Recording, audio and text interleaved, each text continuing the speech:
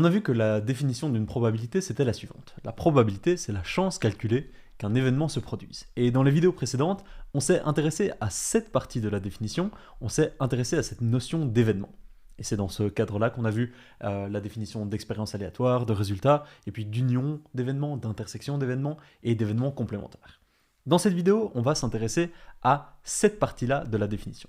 Chance calculée. Comment est-ce qu'on calcule une chance? Comment est-ce qu'on calcule une probabilité? Qu'est-ce qui fait que, à l'issue d'un calcul, on arrive au résultat 50% de chance qu'un événement se produise, ou 60%, ou 100%? D'où sortent ces pourcentages? Comment est-ce qu'on les calcule? C'est l'objet de cette vidéo. Alors, calculer une probabilité, ce n'est pas une démarche qui est simple pour toutes les situations. Il y a des situations où c'est relativement facile de calculer une probabilité, et il y a des situations où c'est pratiquement impossible de calculer des probabilités. Dans le cadre de ce cours, on va s'intéresser à un ensemble de situations pour lesquelles calculer des probabilités, ce n'est pas trop compliqué. Et ces situations-là, on appelle ces situations des situations d'équiprobabilité. On parle de situations d'équiprobabilité lorsque, dans une expérience aléatoire, tous les résultats ont une chance équivalente, une chance égale de se produire, lorsque tous les événements élémentaires peuvent se réaliser avec la même probabilité. On va prendre ici un exemple de situation d'équiprobabilité. Encore une fois, le lancer de dés. Le lancer de dés, c'est une situation d'équiprobabilité. Lorsque l'on lance un dé, on sait qu'on a autant de chances de tomber sur le résultat 1 que sur le résultat 2, le résultat 3, le résultat 4, le résultat 5 ou le résultat 6. Donc ça, c'est une situation d'équiprobabilité. Un autre exemple, ça serait jouer à pile ou face. Lorsque l'on joue à pile ou face, on a autant de chances de tomber sur pile que sur face. Donc ça encore, c'est une situation d'équiprobabilité. Et un dernier exemple de situation d'équiprobabilité pour la route, si j'ai un paquet de cartes et que je vous demande de choisir une carte au hasard dans ce paquet, ça c'est de nouveau une expérience aléatoire qui est une situation d'équiprobabilité. Vous avez une chance équivalente de tomber sur l'as de cœur ou sur le valet de trèfle. La probabilité de tomber sur une carte ou l'autre est la même. Donc tout ça c'est des situations d'équiprobabilité. Prenons maintenant un contre-exemple d'une situation d'équiprobabilité. On peut prendre comme exemple un lancer de dés truqué. Imaginez un dé où le mécanisme a été truqué et ce dé a une probabilité beaucoup plus élevée de tomber sur le 6 que sur les autres faces. Ça, c'est une situation qui n'est pas une situation d'équiprobabilité. Et donc ces situations-là, dans le cadre de ce cours, on va les mettre de côté. On ne va pas les considérer, on va uniquement s'intéresser aux situations d'équiprobabilité. Lorsque l'on est dans une situation d'équiprobabilité, il existe une formule pour calculer les probabilités, pour arriver à cette fameuse chance calculée. Et cette formule, c'est la suivante. La probabilité qu'un événement se produise, ça correspond au nombre de cas favorables divisé par le nombre de cas possibles. Alors pour comprendre bien cette formule, le plus facile c'est de prendre un exemple. Et on va ici calculer ces trois probabilités. On va commencer par calculer la probabilité qu'un dé fasse 1. Ensuite on va calculer la probabilité qu'un dé fasse au moins 5. Et enfin on va calculer la probabilité qu'un dé fasse un résultat pair. On va commencer avec la première situation, et ici encore, comme d'habitude, je représente ici l'ensemble des résultats possibles de l'expérience aléatoire. Et on va ici regarder la probabilité qu'un dé fasse 1. On va s'intéresser à ce premier cas. On va commencer par s'intéresser au dénominateur dans cette formule, pour calculer une probabilité, le nombre de cas possibles. Quand on lance un dé, on fait une expérience aléatoire, et on sait que cette expérience aléatoire, elle a 6 résultats possibles. Le 1, le 2, le 3, le 4, le 5 ou le 6. Ça correspond au nombre de cas possibles. 1, 2, 3, 4, 5, 6. Du coup, on peut déjà écrire au dénominateur le nombre 6. Ça, c'est le nombre de cas possibles de l'expérience aléatoire qui correspond à un lancer de dés.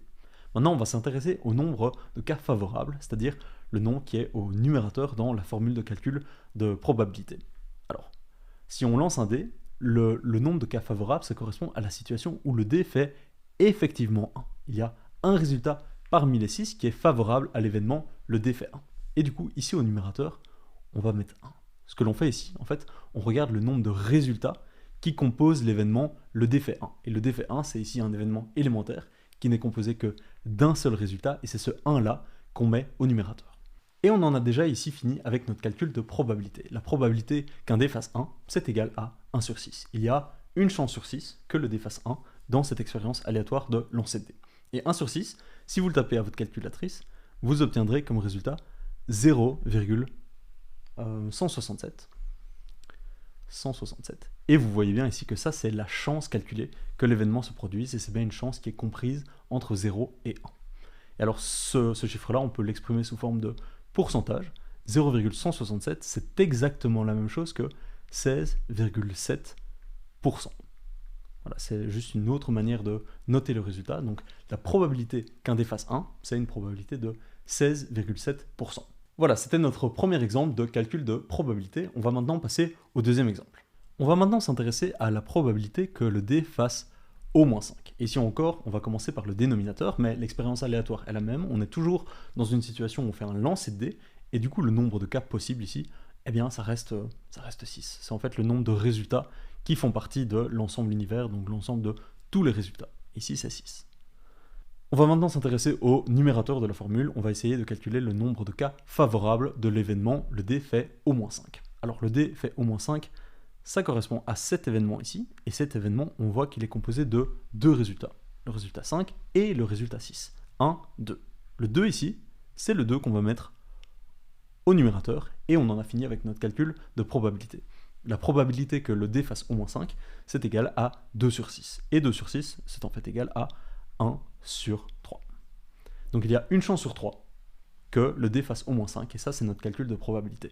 Maintenant, si on veut l'exprimer en nombre, il faut essayer de faire 1 divisé par 3 à la calculatrice, et vous obtiendrez comme résultat 0,333 avec plein de 3 qui continuent jusqu'à l'infini.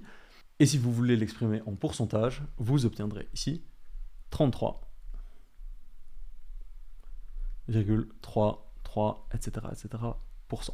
Donc il y a une chance sur 3 que le dé fasse au moins 5, ou il y a 33,33% de chance que le dé fasse au moins 5. Ça c'est un nouvel exemple de calcul de probabilité en utilisant cette formule.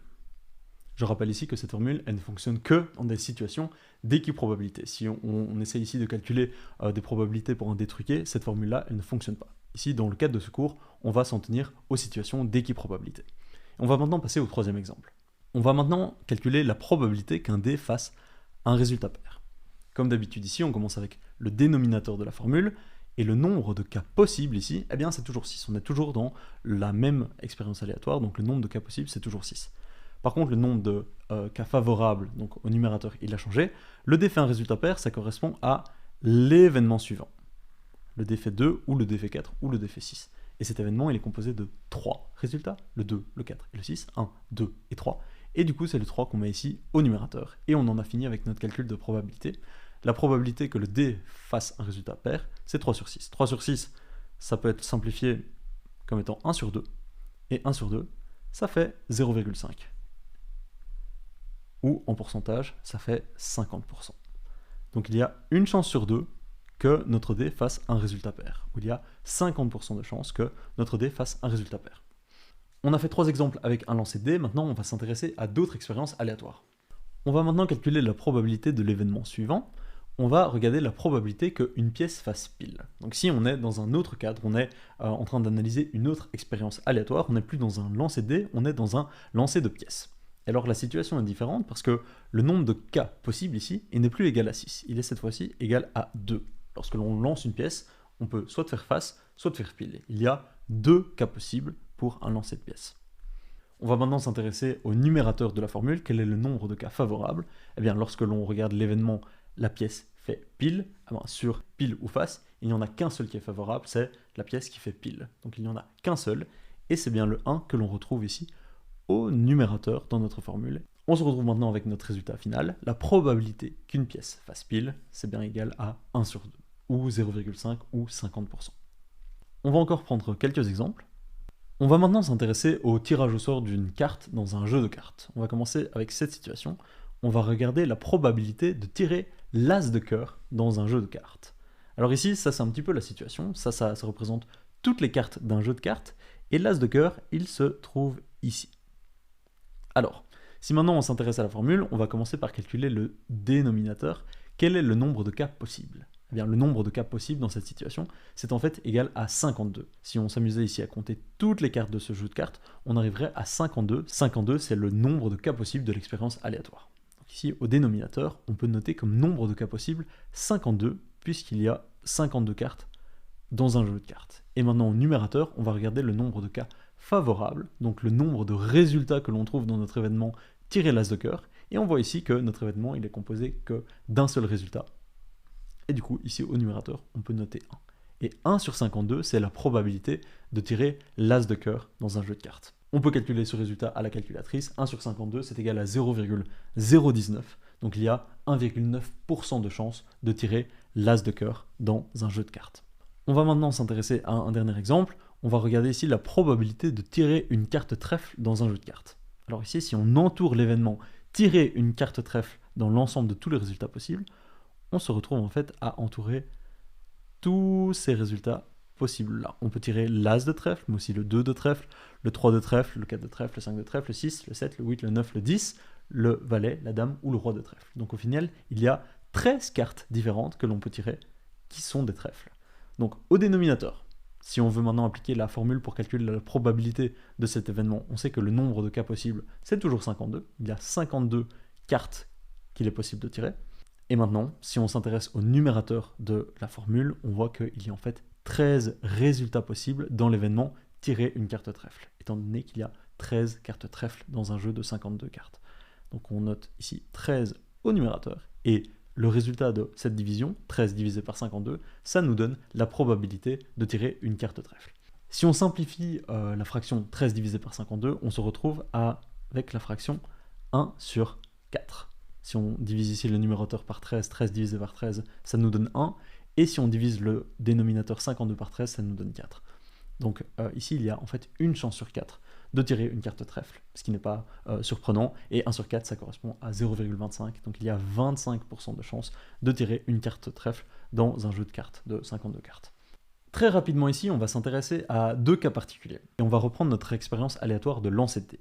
On va commencer par calculer la probabilité qu'un dé fasse un résultat qui soit inférieur à 7.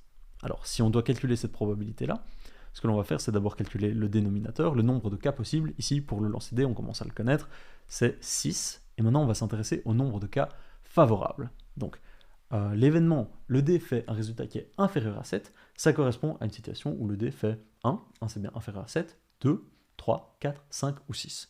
Donc ici, on se retrouve avec un événement qui, en fait, est l'univers où on considère tous les résultats de l'expérience aléatoire, et le nombre de résultats de cet événement, le dé fait un résultat inférieur à 7, c'est égal à 6. Et on se retrouve donc ici avec le calcul 6 divisé par 6. Et si on fait le calcul ici de 6 divisé par 6, on se retrouve à 1 ou à 100%. En réalité, l'événement, le dé fait un résultat inférieur à 7, c'est bien sûr un événement qui est certain. On est sûr que l'événement va se réaliser parce qu'on est sûr que le dé il va renvoyer un résultat qui est inférieur à 7. Et on avait vu au début de ce cours que la probabilité d'un événement certain, c'était égal à 1 ou c'était égal à 100%. Et maintenant, on voit ici directement pourquoi. C'est parce que le numérateur est égal au dénominateur lorsque l'on fait le calcul. Intéressons-nous maintenant à un deuxième cas particulier, qui est le cas d'un événement impossible. Admettons que l'on veuille calculer la probabilité que le dé fasse 7 cette fois-ci. Si on veut appliquer la formule, on va commencer par le dénominateur. On est dans le cadre d'un lancer de dés, donc on sait que le dénominateur ici est égal à 6. Et maintenant, le numérateur, il est égal à combien? Quel est le nombre de cas favorables? On sait qu'il est impossible qu'un dé nous renvoie le nombre 7, du coup on sait que le nombre de cas favorables, il est égal à 0. Et si maintenant on applique le calcul de 0 divisé par 6, on obtient 0, ou 0%. Et ça correspond bien à ce que l'on avait vu précédemment. La probabilité d'un événement impossible, elle est égale à 0 ou 0%, ce qui est la même chose. Et c'est bien ce que l'on vérifie ici mathématiquement en appliquant la formule de probabilité. Et de manière générale, on se rend bien compte que peu importe l'événement pour lequel on essaie de calculer une probabilité, si on applique cette formule, nombre de cas favorables divisé par nombre de cas possibles, on obtiendra toujours un nombre qui sera compris entre 0 et 1. Vous connaissez maintenant la formule pour calculer des probabilités. Alors ici forcément on a exploré les cas les plus simples, vous le verrez plus loin dans le cours, on considérera des cas plus compliqués, mais en tout cas ça c'est les bases, et on se retrouve dans la prochaine vidéo pour faire des exercices avec toutes les notions que l'on a déjà vues. A très vite.